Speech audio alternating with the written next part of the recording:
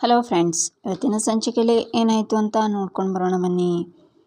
ಕಣ್ಮಣಿ ತಲೆನ ಶಿವರಾಮೇಗೌಡರು ಸವರಿದಾಗ ಕಣ್ಮಣಿ ಸಿಟ್ಟಿಂದ ನನ್ನ ಜೊತೆ ಯಾರೂ ಮಾತಾಡೋಕ್ಕಿಲ್ಲ, ನಾನು ಯಾರ ಕೂಟೆ ಮಾತಾಡೋಕ್ಕಿಲ್ಲ ಅಂತಾಳೆ. ಇಲ್ಲಿ ಯಾಕವ್ವ ಹಿಂಗೆ ಕೋಪ ಮಾಡ್ಕೊಂಡು, ಈ ಮುದ್ದು ಮುಖಕ್ಕೆ ಕೋಪ ಮಾಡ್ಕೊಂಡ್ರೆ ಸಂದ ಕಾಣೋಕ್ಕಿಲ್ಲ ಕಣವ ಅಂತಾರೆ ಶಿವರಾಮೇಗೌಡರು. ಬೇಕಾಗಿಲ್ಲ, ಈ ಬೆಣ್ಣೆ ಮಾತಿಗೆ ಮರಳಾಗೋಕ್ಕೆ ನಾನೇನು ಚಿಕ್ಕ ಮಗಳಲ್ಲ ಅಲ್ಲ, ಅಷ್ಟು ದೂರದಿಂದ ಬಂದಿದ್ದೀನಿ. ಮಗಳನ್ನು ಕರ್ಕೊಂಡು ಬರೋಕ್ಕೆ ನಿಮ್ಮ ಹತ್ರ ಟೈಮ್ ಇಲ್ಲ. ಸರಿ, ಹಟ್ಟಿಗೆ ಬಂದೀನಿ, ಬಂದ ಮೇಲಾದರೂ ಮಾತಾಡಿಸಿದ್ರಾ? ಇಲ್ಲ ಅಂದಮೇಲೆ ನಿಮ್ಮ ಹತ್ರ ಯಾಕೆ ಮಾತಾಡಬೇಕು ಅಂತ ಕಣ್ಮಣಿ ಸಿಟ್ಟಿಂದ ಹೋಗುವಾಗ, ಹಂಗಲ್ಲ ಕಣವ ಕಣ್ಮಣಿ ಅಂತ ಎದೆ ಹಿಡ್ಕೊಂಡು ಕುಸ್ದು ಕೂರ್ತಾರೆ ಶಿವರಾಮೇಗೌಡರು. ಅಪ್ಪಯ್ಯ ಏನಾಯ್ತಪ್ಪಯ್ಯ ಅಂತ ಅವರನ್ನು ಹಿಡ್ಕೊಂಡು, ಅವ್ವ ಔಷಧಿ ತೊಗೊಂಡು ಬಾ ಹೋಗು ಅಂತಾಳೆ ಕಣ್ಮಣಿ. ಸರಿ ಅಂತಾರೆ ಮೌನ. ಏನಾಯ್ತಪ್ಪಯ್ಯ ಅಂತಾಳೆ ಕಣ್ಮಣಿ. ನೀನು ಕೋಪ ಮಾಡ್ಕೊಂಡೆಲ್ಲ, ಇಲ್ಲಿ ಶಾನೆ ನೋವಾಯಿತು ಅಂತಾರೆ ಶಿವರಾಮೇಗೌಡರು. ಅಪ್ಪಯ್ಯ, ನಾನು ಹಟ್ಟಿಯಿಂದ ದೂರ ಇದ್ದೆ ಅಂತವ ಮನಸ್ಸಿನಿಂದನೂ ದೂರ ಮಾಡಿದ್ರಿ. ಇವಾಗ ಇಷ್ಟೆಲ್ಲ ವಿಷಯ ಮುಚ್ಚಿಟ್ಟಿದ್ದೀರಾ ಅಂದಮೇಲೆ ನಾನು ಕೋಪ ಮಾಡ್ಕೊಳ್ದೆ ಹೆಂಗಿರಲಿ ಅಂತಾಳೆ ಕಣ್ಮಣಿ. ಏನು ಮಾಡೋದು ಮಗಳೇ, ಕೆಲವು ಘಟನೆಗಳು ಮನಸ್ಸಿಗೆ ಶಾನೆ ನೋವು ಕೊಡ್ತವೆ, ಇನ್ನು ಕೆಲವು ಘಟನೆಗಳು ಆ ಗಾಯದ ಮೇಲೆ ಉಪ್ಪು ಹಾಕಿ ನೋವನ್ನು ಜಾಸ್ತಿ ಮಾಡಿಬಿಡ್ತವೆ ಅಂತಾರೆ ಶಿವರಾಮೇಗೌಡರು. ನಿಮಗೆಲ್ಲ ಆಗಿರೋ ಗಾಯಕ್ಕೆ, ಅಣ್ಣ ಅನುಭವಿಸ್ತಾ ಇರೋ ನೋವಿಗೆ ಯಾರು ಕಾರಣ ಅಂತ ನನಗೆ ಸಂದಾಗ ಗೊತ್ತದೆ. ಆಗಿರೋ ಗಾಯನ ಹೇಗೆ ವಾಸಿ ಮಾಡಬೇಕು ಅಂತಲೂ ಗೊತ್ತು ನೋಡಪ್ಪ. ಈ ಗಾಯ ಮಾಡಿರೋಳನ್ನು ಮಾತ್ರ ನಾನು ಸುಮ್ಕೆ ಬಿಡೋಕ್ಕಿಲ್ಲ ಅಂತ ಚಿಟಿಕೆ ಹೊಡಿತಾಳೆ ಕಣ್ಮಣಿ. ಈಚೆ ವಿನಂತಿ ಫೋನ್ ನೋಡ್ತಾ ನಗ್ತಾ, ಅವ್ವ ನೋಡವ್ವ, ಇದನ್ನು ಎಷ್ಟು ನಗು ಬರ್ತದೆ ಗೊತ್ತಾ, ಒಂದು 17 ಕಿತ ನೋಡಿದ್ದೀನಿ, ಆದರೂ ಅಷ್ಟೇ ನಗು ಬರ್ತದೆ ನೋಡವ್ವ ಅಂತ. ಇದ್ಯಾಕವ್ವ ಮುಖನ ಹಿಂಗೆ ಉಪ್ಪಂತೆ ಮಾಡ್ಕೊಂಡಿದ್ಯಾ ಅಂತಾಳೆ ವಿನಂತಿ. ಅದೇನೋ ಅಂತ ನನ್ನ ಹೊಟ್ಟೆಯಲ್ಲಿ ಹುಟ್ಬಿಟ್ಟಿಯೋ. ಅಲ್ಲ ಕಣೆ, ಆ 3 ಅಡಿ ಬಂದು ಔಟ್ ಹೌಸ್ ಸೇರ್ಕೊಂಡವಳೆ, ನೀನು ನೋಡಿದರೆ ಇಲ್ಲಿ ನೆಮ್ಮದಿಯಾಗಿ ಫೋನ್ ನೋಡ್ಕೊಂಡು ಕೂತಿದ್ಯಾ ಅಂತಾಳೆ ಸಾವಿತ್ರಿ. ಅಲ್ಲ, ನಾನು ಇವಾಗ ಏನು ಮಾಡಬೇಕಾಗಿತ್ತು, ನನ್ನನ್ನು ಯಾಕೆ ಹಿಂಗೆ ಬೈತಿದ್ದೆ ಅಂತಾಳೆ ವಿನಂತಿ. ಅವಳನ್ನು ಹಟ್ಟಿ ಬಿಟ್ಟು ಓಡಿಸೋ ಅವಕಾಶ ದಾರಿಲೇ ನಿಂತದೆ, ಅದನ್ನು ಬಳಸ್ಕೊಳ್ಳೋದು ಬಿಟ್ಟು ಏನು ಮಾಡಲಿ ಅಂತ ಕೇಳ್ತಿದ್ಯಾ ಅಂತಾಳೆ ಸಾವಿತ್ರಿ. ಸಾವಿತ್ರಿ, ಅದೇನು ಹೇಳಬೇಕು ಅಂತ ಬಂದಿದ್ಯೋ ಅದನ್ನು ನೇರವಾಗಿ ಹೇಳು.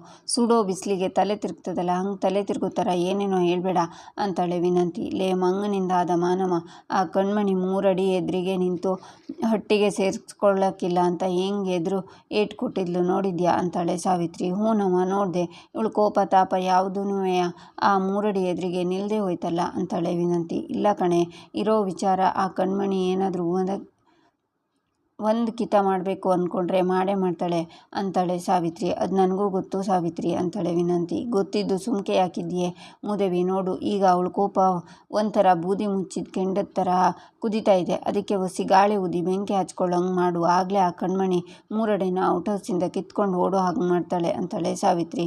ಹೌದಲ್ವೇ, ಇದು ನನ್ನ ತಲೆಗೆ ಹೊಳಿಲೇ ಇಲ್ವಲ್ಲ ಅಂತಾಳೆ ವಿನಂತಿ. ಕಣ್ಮಣಿ ಮನಸ್ಸು ಮಾಡಿದರೆ ಅವಳ ಮಾತನ್ನು ಮೌನ ಕೇಳ್ತಾಳೆ. ಹಂಗೆ ನಮ್ಮ ಅಣ್ಣನೂ ಒಪ್ಕೋತಾನೆ, ಭದ್ರನ ಮನಸ್ಸು ಬದಲಾಗ್ತದೆ. ಈಗ ನಮ್ಮ ಕೆಲಸ ಸಾಧಿಸಬೇಕು ಅಂದರೆ ನೀನು ಕಣ್ಮಣಿನ 3 ಅಡಿ ವಿರುದ್ಧ ಎತ್ಕಡಿ ಚೂ ಬಿಡಬೇಕು ಅಂತಾಳೆ ಸಾವಿತ್ರಿ. ಇದೆಲ್ಲ ಆಗಬೇಕು ಅಂದರೆ ಮೊದಲು ನಾನು ಕಣ್ಮಣಿಗೆ ಕ್ಲೋಸ್ ಆಗಬೇಕು ಕಣವ, ನೋಡ್ತಾ ಇರುವ ಆ ಕಣ್ಮಣಿನ ಎತ್ಕಟ್ಟಿ ಅವಳ ವಿರುದ್ಧ ಚೂ ಬಿಟ್ಟು ಆ 3 ಅಡಿನ ಹಿಂಗೆ ಮನೆ ಬಿಟ್ಟು ಓಡಿಸ್ತೀನಿ ಅಂತವ ಅಂತಾಳೆ ವಿನಂತಿ. ಈಚೆ ಕಣ್ಮಣಿ, ಇಷ್ಟೆಲ್ಲ ನೋವನ್ನು ನೀನು ಹೆಂಗಣ್ಣ ಸಹಿಸ್ಕೊಂಡೆ, ಅವಳು ಜೀವನದಲ್ಲಿ ಆಟ ಆಡಿರೋದನ್ನು ನೆನೆಸ್ಕೊಂಡ್ರೆ ಛೇ ಅಂತಾಳೆ. ಮಗನ್ನ ನೋಡ್ತಾ ಇದ್ದರೆ ಕರಳು ಚುರುಕಂತದೆ. ಅವಳನ್ನು ಮದುವೆಯಾಗಿ ಬರೋಕ್ಕೆ ಮುಂಚೆ ಅವನು ಎಷ್ಟು ಖುಷಿಯಾಗಿದ್ದ, ಏಟು ನಗ್ನಗ್ತಿದ್ದ, ಆದರೆ ಈಗ ನೆನೆಸ್ಕೊಳ್ಳೋಕ್ಕೆ ಹಿಂಸೆ ಆಯ್ತದೆ ಅಂತಾರೆ ಈಶ್ವರಿ. ಅವಳು ಕೊಟ್ಟಿರೋದೇನು ಸಾಮಾನ್ಯ ನೋವೇನವ ನಮ್ಮ ಭದ್ರಂಗೆ ಅಂತಾಳೆ ಚಿತ್ರ. ಇಷ್ಟು ದಿನ ಯಾರು ಹೇಳೋರು ಕೇಳೋರು ಇಲ್ಲದೆ ಮೆರೀತಿದ್ಲು, ಆದರೂ ಸರಿಯಾಗಿ ಜಾಡಿಸ್ದೆ ಬಿಡು. ನೋಡು ಮಾವ, ಈಗ ನಿನ್ನ ಜೊತೆ ನಾವು ಮಾತ್ರ ಅಲ್ಲ, ಕಣ್ಮಣಿನೂ ಇದ್ದಾಳೆ, ಯಾವುದೇ ಕಾರಣಕ್ಕೂ ನೀನು ಮಾತ್ರ ಬಗ್ಬೇಡ, ಯಾರೇನೇ ಹೇಳಿದ್ರು ನೀನು ಮಾತ್ರ ತಲೆ ಕೆಡಿಸ್ಕೋಬೇಡ. ಬಂದರೆ ಈಗ ಹಿಂಗೆ ನಾನು ಬರೋಕ್ಕಿಲ್ಲ ಹೋಗಲೇ ಅಂತ ಹೇಳಿದ್ಯೋ ಹಾಗೆ ಇರು, ಆಗಲೇ ನಿನಗೂ ಒಂದು ಬೆಲೆ ಅಂತಾಳೆ ಚಿತ್ರ. ನೋಡು ಮಗನೇ, ನೀನು ಯಾರ ಮಾತಿಗೂ ತಲೆ ಕೆಡಿಸ್ಕೋಬೇಡ, ನಿನ್ನ ಮನಸ್ಸಿಗೆ ಏನು ತೋರ್ತದೋ ಅದನ್ನೇ ಮಾಡು, ನಾವೆಲ್ಲರೂ ನಿನ್ನ ಜೊತೆಗಿರ್ತೀವಿ, ಮುಂದಕ್ಕೆ ಏನಾಯ್ತದೆ ಅಂತ ನೋಡ್ಕೊಂಬಿಡೋಣ ಅಂತಾರೆ ಈಶ್ವರಿ.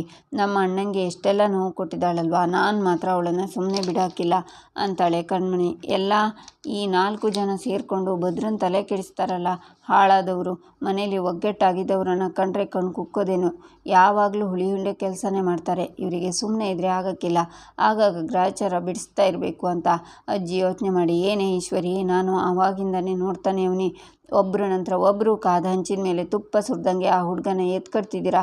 ಶಿವರಾಮ, ಈ ಹಟ್ಟಿಲಿ ಏನೇ ನಡೆದಿರ್ಬೋದು, ಈ ಕಣ್ಮಣಿ ಇವಾಗ ತಾನೇ ಬಂದವಳು, ಅವಳಿಗೆ ವಿಷಯ ಏನೂ ಗೊತ್ತಿಲ್ಲ, ಸುಮ್ಕಿರೋ ಕೇಳು ಅಂತಾರೆ ಕಣ್ಮಣಿ ಅಂತಾರೆ ಶಿವರಾಮೇಗೌಡರು. ಆಗ ಪೊಲೀಸರ ಜೊತೆ ಲಾಯರ್ ಬಂದು ನಮಸ್ಕಾರ ಸರ್ ಅಂತಾರೆ. ನಮಸ್ಕಾರ ಬನ್ನಿ ಅಂತಾರೆ ಶಿವರಾಮೇಗೌಡರು. ಲಾಯರ್ ಕೂತ್ಕೋತಾರೆ. ಏನು ಇಷ್ಟು ದೂರ ಬಂದುಬಿಟ್ಟಿದ್ದೀರಲ್ಲ ಅಂತಾರೆ ಶಿವರಾಮೇಗೌಡರು. ಸರ್ ಅದೇನು ಅಂದರೆ ಕೋರ್ಟ್ ಆದೇಶದ ಪ್ರಕಾರ ನಿನ್ನ ಗಂಡನ ಜೊತೆ ಬಾಳೋದಕ್ಕೆ ಗಂಡನ ಮನೆಗೆ ಹೋದ್ಯಾ ಅಂತ ವಿದ್ಯಾಗೆ ಫೋನ್ ಮಾಡಿದ್ದೆ. ಅವಳು ಹೇಳಿದ್ಲು ಅದೇನೋ ಔಟ್ ಹೌಸಲ್ಲಿ ಇದ್ದೀನಿ ಅಂತ ಅಂತಾರೆ ಲಾಯರ್. ಲೆಕ್ಕಕ್ಕೆ ನೋಡಿದರೆ ಅವಳನ್ನು ನಮ್ಮ ಕಾಂಪೌಂಡ್ ಒಳಗೂ ಸೇರಿಸ್ಬಾರ್ದಾಗಿತ್ತು ಬಿಡಿ ಅಂತಾಳೆ ಸಾವಿತ್ರಿ. ಸಾವಿತ್ರಿ ನಿನಗೆ ಒಸಿ ಸುಮ್ಕೆ ಇರೋಕ್ಕಾಗಕ್ಕಿಲ್ಲವಾ ಮೇಡಮ್ ಅವರು, ಅದು ನಾವು ಕಳಿಸಿರೋದಲ್ಲ ಅವಳೇ ಹೋಗಿರೋದು ಅಂತಾರೆ ಗೋವಿಂದ. ಅದು ನನಗೂ ಗೊತ್ತು ಸರ್, ಅವ್ರ ಬಗ್ಗೆ ಮಾತಾಡೋಕ್ಕೆ ಬಂದಿಲ್ಲ ಅಂತಾರೆ ಲಾಯರ್. ಮತ್ತೆ ಅಂತಾರೆ ಶಿವರಾಮೇಗೌಡರು. ನಿಮ್ಮ ಮಗ ಕೋರ್ಟ್ ಆದೇಶ ಪಾಲನೆ ಮಾಡೋಕ್ಕಿಲ್ಲ, ನಿನ್ನ ಜೊತೆ ಬಾಳೋಕ್ಕೆ ಸಾಧ್ಯ ಇಲ್ಲ, ಅದೇನು ಮಾಡ್ತೀಯೋ ಮಾಡ್ಕೊ ಹೋಗು ಅಂದ್ರಂತೆ ಅಂತಾರೆ ಲಾಯರ್. ಹೇಳ್ದ. ಕೋರ್ಟ್ ಹೇಳಿರೋದನ್ನು ಕೇಳೋದಕ್ಕೆ ಅವನೇನು ಸಾಮಾನ್ಯದವನೇ ಅಂದ್ಕೊಂಡಿದ್ದೀರಾ? ಮಂತ್ರಿಗಳ ಮಗ ಅನ್ನೋದನ್ನು ಮರಿಬೇಡಿ ಅಂತಾಳೆ ಸಾವಿತ್ರಿ. ನೋಡಿ ನಿಮಗೆ ಕಾನೂನಿನ ಅರಿವಿಲ್ಲ ಅನಿಸುತ್ತೆ.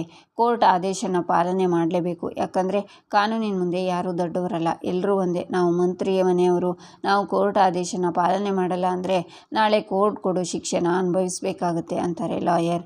ಸಾವಿತ್ರಿ ನಿನಗೆ ಒಂದ್ಕಿತ ಹೇಳಿದರೆ ಅರ್ಥ ಆಗಕ್ಕಿಲ್ವೇ? ನಿನ್ನ ಮಾತಾಡು ಅಂತ ಹೇಳ್ದವ್ರು ಯಾರು? ಒಸಿ ಸುಮ್ಕೆ ನಿಂತ್ಕೋ.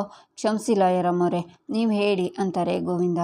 ಸರ್ ನೀವು ಕಾನೂನು ತಿಳಿದವರು, ಇಲ್ಲಿವರೆಗೆ ಕಾನೂನನ್ನು ಗೌರವಿಸ್ಕೊಂಡು ಬಂದಿದ್ದೀರಾ ಅನ್ನೋ ಒಂದೇ ಒಂದು ಕಾರಣಕ್ಕೆ, ಅದು ಅಲ್ಲದೆ ನಿಮ್ಮ ಮೇಲಿನ ಗೌರವದಿಂದ ನಿಮ್ಮ ಜೊತೆ ಮಾತಾಡೋಣ ಅಂತ ಬಂದೆ. ನಿಮ್ಮ ಮಗ ಆಗಲ್ಲ ಅಂದರೆ ನಾನು ಕೋರ್ಟಲ್ಲೇ ನೋಡ್ಕೋತೀನಿ ಬಿಡಿ ಸರ್. ಸರ್ ಹಾಗಿದ್ರೆ ನಾನು ಬರ್ತೀನಿ ಅಂತ ಲಾಯರ್ ಹೋಗುವಾಗ, ಒಂದು ನಿಮಿಷ, ನಮ್ಮ ಹಟ್ಟಿಲಿ ಯಾರೂ ಕಾನೂನಿನ ವಿರುದ್ಧವಾಗಿ ಹೋದವರೇ ಇಲ್ಲ, ಈಗಲೂ ಹೋಗೋಕ್ಕಿಲ್ಲ. ಕೋರ್ಟ್ ಆದೇಶ ಏನಿದ್ದತೋ ಅದನ್ನು ನನ್ನ ಮಗ ಪಾಲಿಸ್ತಾನೆ. ಕೋರ್ಟ್ ಆದೇಶವ ಬಗ್ಗೆ ನಮಗೆ ಶಾನೆ ಗೌರವವಿದೆ, ಕೊಡಬೇಕಾದ ಮರ್ಯಾದೆನ ಕೊಟ್ಟೇ ಕೊಡ್ತೀವಿ ಅಂತಾರೆ ಶಿವರಾಮೇಗೌಡರು. ಸರಿ ಸರ್, ತುಂಬ ಥ್ಯಾಂಕ್ಸ್, ನಾನೇನು ಹೊರಡ್ತೀನಿ. ಅವತ್ತು ನಾನು ಇವ್ರ ಮಾತು ಕೇಳಿ ನಿಮ್ಮ ವಿರುದ್ಧವಾಗಿ ಬಂದಿದ್ದೆ, ಆದರೆ ನ್ಯಾಯ ನಿಮ್ಮ ಪರವಾಗಿದೆ ಅಂತ ಗೊತ್ತಾದ ಮೇಲೆ ನಿಮ್ಮ ಬಗ್ಗೆ ಗೌರವ ಮೂಡಿ ನಿಮ್ಮ ಪರವಾಗಿ ನಿಂತೆ. ಈಗಲೂ ಅಷ್ಟೇ, ನಾನು ನಿಮ್ಮ ವಿರುದ್ಧವಾಗಿ ನಿಂತಿದ್ದೀನಿ ಅಂತ ಅಂದ್ಕೊಂಬೇಡಿ, ನ್ಯಾಯದ ಪರವಾಗಿ ನಿಂತಿದ್ದೀನಿ ಅಷ್ಟೇ ಅಂತ ಭದ್ರಂಗೆ ಹೇಳಿ ಲಾಯರ್ ಅಲ್ಲಿಂದ ಹೋಗ್ತಾರೆ. ಅಲ್ಲ ಅಣ್ಣ, ಆ ಲಾಯರ್ ಏನೋ ಬಂದು ಕೋರ್ಟ್ ಆದೇಶ ಅದು ಇದು ಅಂತ ಹೇಳಿದರು ಅಂದರೆ ನಾವು ನಮ್ಮ ಭದ್ರನ ಅಂತ ಸಾವಿತ್ರಿ ಹೇಳುವಾಗ, ಏಯ್ ನಿನಗೆ ಎಷ್ಟು ಕಿತ ಹೇಳಬೇಕೆ, ಮರ್ಯಾದೆಯಿಂದ ಬಾಯಿ ಮುಚ್ಕೊಂಡು ನಿಂತ್ಕೊ. ಆ ಲಾಯರ್ ನೀನು ಅರಿವಿಗೇಡಿ ಅಂತ ಸಾಲಲ್ಲಿ ಸುತ್ಕೊಂಡು ಹೊಡೆದಂಗೆ ಹೇಳಿದರು, ಗೊತ್ತಿಲ್ಲದೆ ನಿನ್ನ ಮ್ಯಾಕೆ ಬಾಯಿಗೆ ಬಂದಾಗ ಏನೇನೋ ಮಾತಾಡಬೇಡ ನೋಡು. ಇನ್ನೊಂದು ಕಿತ ಇಂಥ ವಿಚಾರದಲ್ಲಿ ತಲೆ ಹಾಕಿದ್ರೆ ಗ್ರಾಚಾರ ಬಿಡಿಸ್ಬಿಡ್ತೀನಿ ಅಂತಾರೆ ಅಜ್ಜಿ. ಅಲ್ಲ ಅಪ್ಪಯ್ಯ ಅಂತ ಭದ್ರ ಹೇಳುವಾಗ, ಯಾಕೆ ಮಗ ನಿನಗೆ ಪರಿಸ್ಥಿತಿ ಅರ್ಥ ಆಗ್ತಿಲ್ವೇ? ಹಂಗಾರೆ ನೀನು ಈ ಅಪ್ಪಯ್ಯನ ಮಾತು ಕೇಳೋಕ್ಕಿಲ್ವೇ ಅಂತಾರೆ ಶಿವರಾಮೇಗೌಡರು. ಏನಪ್ಪಯ್ಯ ಹಿಂಗೆ ಹೇಳ್ತಿದ್ದಿ, ನೀನು ಪ್ರಾಣ ಬಿಡು ಅಂತ ಹೇಳಿದರೆ ಈ ಕ್ಷಣದಲ್ಲೇ ಯೋಚನೆ ಮಾಡದೆ ಬಿಟ್ಬಿಡ್ತೀನಿ ಅಂತಾನೆ ಭದ್ರ. ಹಂಗಾರೆ ಆ ಕೋರ್ಟ್ ಆದೇಶನ ಉಲ್ಲಂಘನೆ ಮಾಡ್ದಂಗೆ ಅವ್ರ ಪ್ರಕಾರ ನಡ್ಕೊ, ಅವ್ರು ಹೇಳ್ದಂಗೆ 6 ತಿಂಗಳು ಅವಳ ಜೊತೆ ಔಟ್ ಹೌಸಲ್ಲಿ ಇರು ಅಂತ ಶಿವರಾಮೇಗೌಡರು ಹೋಗ್ತಾರೆ. ಭದ್ರನು ಸಿಟ್ಟಿಂದ ಹೋಗ್ತಾನೆ. ಏನ್ರಿ, ಏನಾರು ಒಂದು ಎತ್ತು ಕಟ್ಟಿ ನಿಮಗೆ ಅನುಕೂಲ ಆಗುವಂಗೆ ಮಾಡ್ಕೊಂಡು ಬಿಡ್ತೀರಾ ಅಲ್ವಾ? ಇವಾಗ ಏನ್ರಿ ಮಾಡ್ತೀರಾ? ಅವ್ವ ತಾಯಿ ಉಳ್ಕೆರವ್ವ, ನಾನು ಬೇಡ್ಕೊಂಡಂಗೆ ಎಲ್ಲ ಶುಭ ಸೂಚನೆ ತೋರಿಸ್ತಿದ್ಯೇ, ಆದಷ್ಟು ಬಿರ್ರನೆ ಎಲ್ಲ ಒಳ್ಳೇದು ಮಾಡಿಬಿಡು ತಾಯಿ ಅಂತ ಕೈ ಮುಗಿತಾರೆ ಅಜ್ಜಿ. ಈಚೆ ಭದ್ರ ರೂಮಲ್ಲಿ ಸಿಟ್ಟಲ್ಲಿ ಕೂತಿರ್ತಾನೆ. ಆಗ ಈಶ್ವರಿ ಸಾವಿತ್ರಿ ವಿನಂತಿ ಚಿತ್ರ ಬರ್ತಾರೆ. ಕೋಪ ಮಾಡ್ಕೋಬೇಡ ಕಣ್ಲ ಅಂತಾರೆ ಈಶ್ವರಿ. ಮತ್ತಿನ್ನೇನು ಮಾಡಲಿ ಚಿಕ್ಕವ್ವ, ಅವಳ ಜೊತೆ ನನಗೆ ಬದುಕೋಕ್ಕೆ ಇಷ್ಟ ಇಲ್ಲ ಅನ್ನುವೆ.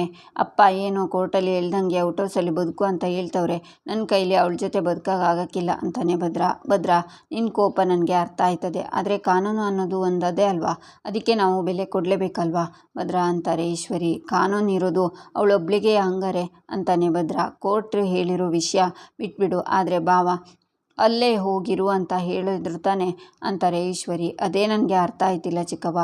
ಅಪ್ಪಯ್ಯ ಒಂದು ಮಾತು ನೀನು ಹೋಗಬೇಡ ಅಂತಿದ್ದಿದ್ರೆ ನಾನು ಹೋಗ್ತಾನೆ ಇರಲಿಲ್ಲ, ಈ ಅಪ್ಪಯ್ಯನೇ ಹಾಗೆ ಹೇಳಿದ್ರಲ್ಲ, ಈಗ ನಾನೇನು ಮಾಡಲಿ ಹೇಳು ಅಂತಾನೆ ಭದ್ರ. ನೋಡು ಭದ್ರ, ಅಣ್ಣ ಔಟ್ ಹೌಸ್ಗೆ ಹೋಗು ಅಂದರೆ ಹೊರತು ಅವಳ ಜೊತೆ ಸಂತೋಷವಾಗಿ ಸಂಸಾರ ಮಾಡುವಂತ ಏನು ಹೇಳಿಲ್ವಲ್ಲ. ಕೋರ್ಟ್ ಆದೇಶ ಪಾಲನೆ ಮಾಡಬೇಕು, ಅದು ಎಲ್ಲ ಕರ್ತವ್ಯ. ಅದು ಅಲ್ಲದೆ ಅಣ್ಣ ಒಬ್ಬ ಮಂತ್ರಿಯಾಗಿ ಅವನು ಪಾಲನೆ ಮಾಡದೆ ಹೋದರೆ ಅಂತಾಳೆ ಸಾವಿತ್ರಿ. ಹೇಳೋ ಮಾತು ಸುಳ್ಳು ಹೇಳಿ ನಿನಗೆ ಅಷ್ಟೆಲ್ಲ ಮೋಸ ಮಾಡಿದ ಮೇಲೂ ಇಲ್ಲಿಗೆ ಬಂದು ನಿನ್ನ ಕೂಟನೇ ಬಾಳ್ವೆ ಮಾಡಬೇಕು ಅಂತ ಅಷ್ಟು ಸೊಕ್ಕು ತೋರಿಸ್ತಾವಳು ನೋಡು. ಅವಳ ಸೊಕ್ಕನ್ನು ಅಡಗಿಸೋಕೆ ಇದೇ ಸರಿಯಾದ ಅವಕಾಶ.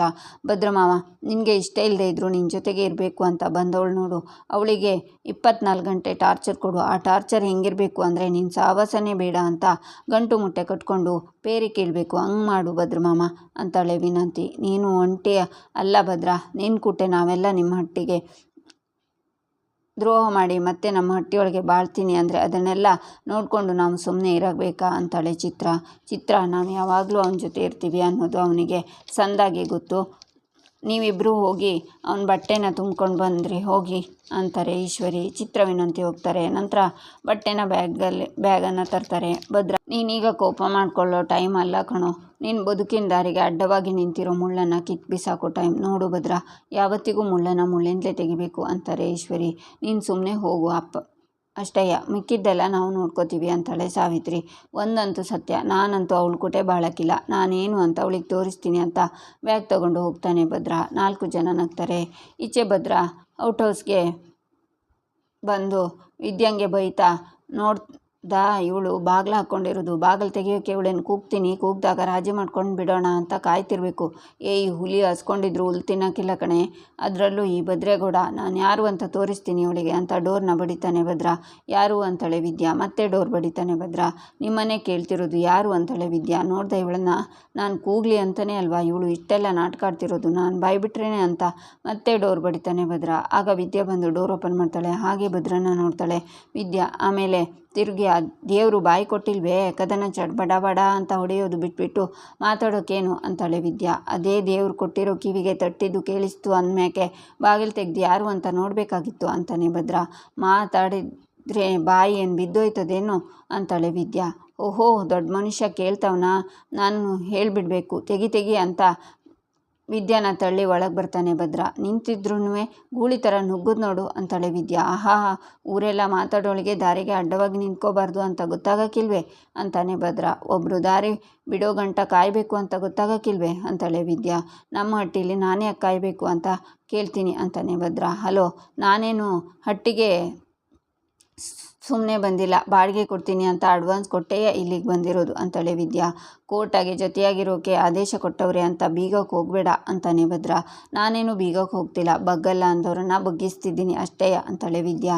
ಗಂಡನ ಜೊತೆ ಇರಬೇಕು ಅಂತ ಕೇಳ್ಕೊಂಡು ಬಂದಿರೋದು ಯಾರು ಅಂತಾನೆ ಭದ್ರ. ನಾನೇನು ಹಾಗೇನು ಬಂದಿಲ್ಲ, ನನ್ನ ಮಗುಗೆ ತಂದೆ ಬೇಕು ಅಂತ ಬಂದಿದ್ದು ಅಂತಾಳೆ ವಿದ್ಯಾ. ಕಳ್ಳಗೊಂದು ಪಿಳೆನವ ಅಂತ ಮಗು ವಿಷಯ ಬೇರೆ ಅಂತಾನೆ ಭದ್ರ. ನಾನೇನು ನೆಪ ಹೇಳ್ಕೊಂಡು ಇಲ್ಲಿಗೆ ಬಂದಿಲ್ಲ, ನನ್ನ ಮಗುಗೆ ಸಿಗಬೇಕಾಗಿರೋ ನ್ಯಾಯ ಸಿಗಬೇಕು, ಅದಕ್ಕೆ ಇಲ್ಲಿಗೆ ಬಂದಿರೋದು, ಅದು ಜಪ್ತಿಗಿರಲಿ ಅಂತಾಳೆ ವಿದ್ಯಾ. ಯಾವಾಗ ನೋಡಿದ್ರು ಕಾಲು ಕೆದ್ರಕೊಂಡು ಜಗಳಕ್ಕೆ ಬರ್ತಾಳೆ ಅಂತಾನೆ ಭದ್ರ. ಮತ್ತೆ ಯಾಕೆ ಕೆಣಕಬೇಕು ಅಂತಾಳೆ ವಿದ್ಯಾ. ಆಗ ಬ್ಯಾಗನ್ನು ಬಿಸಾಕಿ, ಇದಕ್ಕೆಲ್ಲ ಉತ್ತರ ಈ ಭದ್ರೇಗೌಡ ಸರಿಯಾಗಿ ಕೊಡ್ತವನೆ ಅಂತಾನೆ ಭದ್ರ. ಆಗ ಬ್ಯಾಗಿಂದ ಬಿದ್ದಿರೋ ಭದ್ರನ ಬಟ್ಟೆನ ನೋಡಿ ನಗ್ತಾಳೆ ವಿದ್ಯಾ. ಹೆಂಗಸ್ರು ಇಲ್ಲದೆ ಇದ್ದರೆ ಗಂಡಸ್ರಿಗೆ ಏನೂ ಮಾಡೋಕ್ಕಾಗಿಲ್ಲ ಅಂತ ಕಂಡ್ಕೊಂಡವ್ರೆ. ನನಗೆ ಯಾರ ಸಹಾಯನೂ ಬೇಕಾಗಿಲ್ಲ. ಏನು ಮಾಡುವ, ಮೊಟ್ಟೆ ದೋಸೆ, ಟೊಮೆಟೊ ಸಾರು ಹಿಂಗೆ ಮಾಡ್ತೀನಿ ನೋಡೀಗ ಅಂತ ಟೊಮೆಟೊ ಕಟ್ ಮಾಡುವಾಗ ಅಂತ ಕೂಗ್ತಾನೆ ಭದ್ರ. ವಿದ್ಯೆ ಸುಮ್ಮನೆ ನೋಡ್ತಾಳೆ. ಕಲ್ಲು ಮನ್ಸಿನ ತಾವ ಪ್ರೀತಿ ಬಯಸಿದ್ರೆ ಸಿಗಾಕಿಲ್ಲ ಕಣಮ್ಮ ಅಂತ ಹಿಟ್ಟಿನ ಪ್ಯಾಕೆಟ್ನ ಹೊಡೆಯುವಾಗ ಕೈ ಮೇಲೆ ಚೆಲ್ಲುತ್ತೆ. ಅದನ್ನು ನೋಡಿ ವಿದ್ಯೆ ನಗ್ತಾಳೆ. ಇಲ್ಲಿಗೆ ಈ ಸಂಚಿಕೆ ಮುಕ್ತಾಯವಾಗುತ್ತೆ. ಮುಂದಿನ ಸಂಚಿಕೆಗಾಗಿ ನಮ್ಮ ಚಾನಲನ್ನು ನೋಡಿ, ಸಬ್ಸ್ಕ್ರೈಬ್ ಮಾಡಿ, ಲೈಕ್ ಮಾಡಿ, ಸಪೋರ್ಟ್ ಮಾಡೋದನ್ನು ಮರಿಬೇಡಿ.